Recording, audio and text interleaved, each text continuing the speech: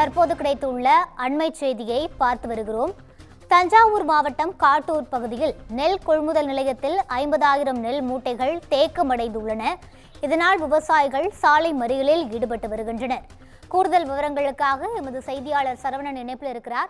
வணக்கம் சரவணன், விரிவான விவரங்களை பதிவு செய்யலாம். வணக்கம் ரூபி.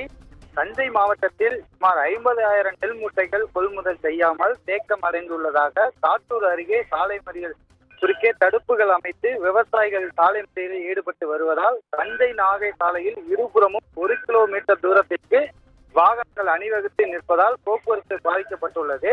தஞ்சை மாவட்டத்தில் குறுவை அறுவடை பணிகள் தீவிரமாக நடந்து வருகிறது. காட்டூர், சூரக்கோட்டை, வாண்டியார் இருப்பு, வாழமரக்கோட்டை, நாயக்கர் கோட்டை உள்ளிட்ட பகுதிகளில் சேர்ந்த விவசாயிகள் அறுவடை செய்த நெல்லை விற்பதற்காக காட்டூரில் செயல்பட்டு வரும் அரசு நேரடி நெல் கொள்முதல் நிலையம் கொண்டு வந்து நடக்காததால் கடந்த 15 நாட்களாக மேலாக சாலை ஓரத்தில் நெல்லை கொட்டி வைத்து காவல் காத்து வருகின்றன. தொடர்ந்து மழை பெய்து வருவதால் நெல்மணிகள் நனைந்து முளைக்க தொடங்கிவிட்டன. அமைச்சர் சக்கரபாணி ஆய்வு செய்து உடனடியாக கொள்முதல் செய்ய வேண்டும் என உத்தரவிட்டிருந்தார்.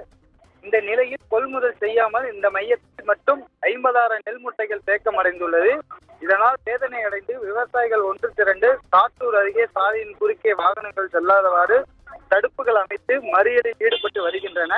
இதன் காரணமாக தஞ்சை நகை சாலை இருபுறமும் சுமார் 1 கிலோமீட்டர் தூரத்திற்கு வாகனங்கள் அணிவைத்திருக்கின்றன. இதனால் போக்குவரத்தும் பாதிக்கப்பட்டுள்ளது.